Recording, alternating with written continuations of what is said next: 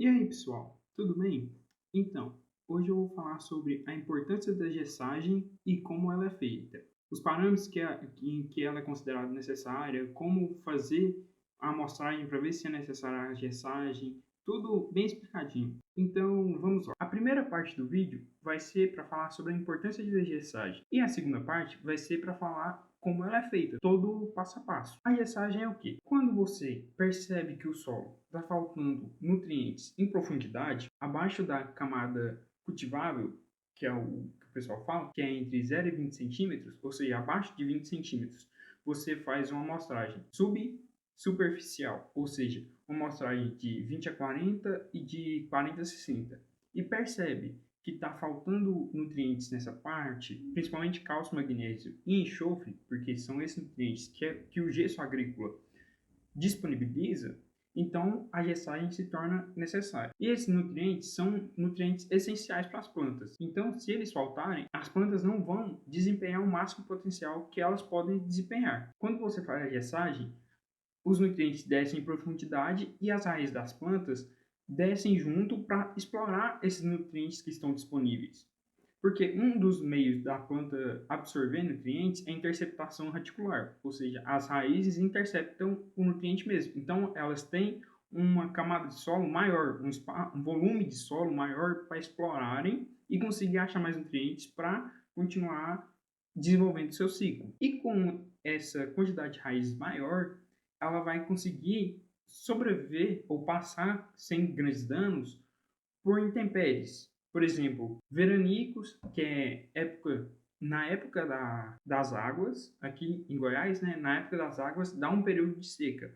Pode ser de 2 semanas, uma semana, mas esse período de seca, se a planta não estiver bem desenvolvida, ela pode sofrer. Muitas vezes se fala nele para a soja, só que a maioria das culturas sofrem com esse veranico. Outro também são as ventanias. Dependendo do lugar, se for muito plano, que o vento tem possibilidade de ganhar velocidade, por exemplo, aqui que é planalto, tem morros, tem partes planas, esses morros servem para quebrar essa velocidade do vento. Em um lugar plano, o vento vai pegando velocidade. Quando vem ventania, próximo de tempestade e tal, as plantas normalmente deitam. Com as raízes bem desenvolvidas, esse tombamento não ocorre. E isso a gessagem traz de benefício em locais que estão faltando os nutrientes de profundidade para as plantas se desenvolver melhor. Claro, se não tiver outro tipo de interferência ou obstáculo, por exemplo, o pé de grade ou pé de arado, em que o solo fica compactado abaixo da profundidade de 20 centímetros por causa de muita movimentação de máquina,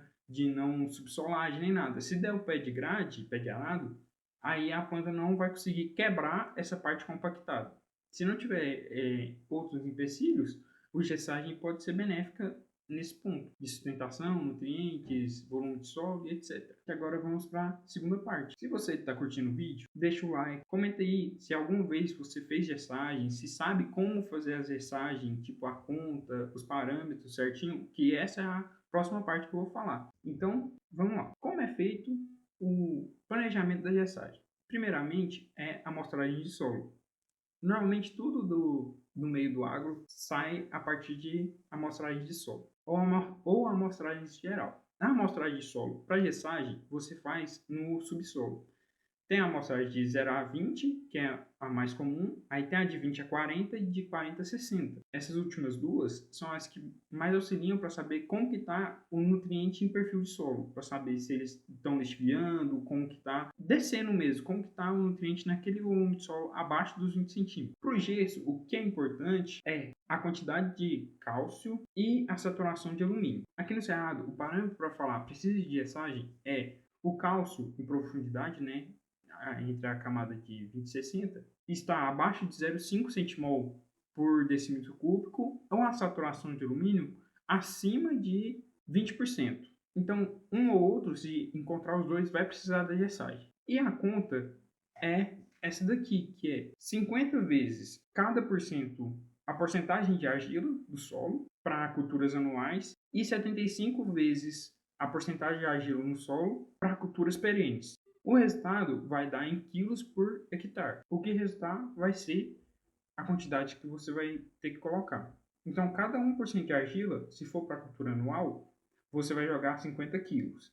e para perene é 75 quilos. Um exemplo de conta é essa daqui da amostragem do meu tio, que eu fiz também. Eu uso ela muito de exemplo aqui no canal. No do meu tio, os parâmetros estão bons. E essa amostragem também é feita de 0 a 20. Mas eu vou usar ela como exemplo. A quantidade de argila que está aqui é de porcentagem 31%. Eu vou usar o talhão 1. Então, como lá é banana, é 75 vezes 31, o que daria 2.325 kg por hectare. Então, esse é o que ele deveria jogar de gesso, em caso saturação de alumínio acima de 20% ou o cálcio abaixo do mínimo. E como seria feito a aplicação desse gesso, né? O gesso agrícola, ele é um subproduto da criação do adubo fosfatado. Quando ataca a pedra com ácido sulfúrico, sobra o gesso agrícola. Antigamente não sabiam o que fazer com ele. Foram e deram uma função para ele. Viu que ele dava os nutrientes em profundidade e era benéfico para o campo agrícola. Para fazer a aplicação dele, normalmente se joga a lanço e não precisa de incorporação, por causa que ele é solúvel em água. Então, tendo umidade no solo, não precisa estar encharcado nem nada. Tendo umidade no solo, ele já vai reagir e vai conseguir dar os nutrientes em profundidade para as plantas, deixar disponível. Então, ao contrário da calagem, né, que você precisa fazer a incorporação logo após fazer o lanço dele, para não ficar uma super calagem na área de 0,5 centímetros normalmente, porque ela é muito pouco solúvel. Como vocês podem ver nesse vídeo aqui do cardzinho, porque eu já fiz um vídeo também sobre calagem, ao contrário dela, você pode jogar o gesso em superfície. E depois disso é só esperar e colher os resultados. Se você quiser, dá para comparação. Separa um pedaço da sua área e faz a aplicação de gesso só naquela área, para ver os resultados, se vão ser benéficos. Não precisa aplicar na área toda, pensando, pô, será que vai dar certo? Será que não vai dar? Separa uma área sua sempre para teste. Ah, eu quero testar outro tipo de adubo, outro que pode ser mais caro, mas ver se vai dar mais resultado e tal. Então, você consegue monitorar e melhorar o gerenciamento, principalmente se utilizar a agricultura de precisão, porque a agricultura de precisão, como já falei, visa em auxiliar nas tomadas de decisões da propriedade. A partir do momento que você melhora essas tomadas de decisões, melhora o gerenciamento, você já está começando a aplicar a agricultura de precisão. Não é só mapas e taxa variável, é muito mais por trás. Então, agradeço a todos que assistiram. Se vocês curtiram, se inscrevam no canal para entender mais sobre agricultura de precisão, receber mais informações. Agradeço a todos e até a próxima. Falou!